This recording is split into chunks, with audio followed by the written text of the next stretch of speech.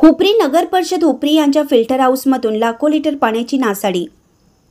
हुपरी तालुका हातकणंगले जिल्हा कोल्हापूर येथे नगर परिषद असून ही नगर परिषद स्थापन होऊन 8 ते 9 वर्ष झाली आहेत।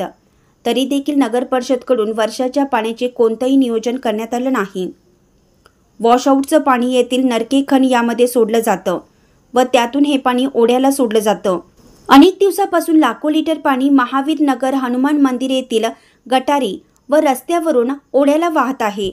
नगरपालिका प्रशासनाच्या कोणत्याही अधिकाऱ्याने लक्ष दिलं नाही।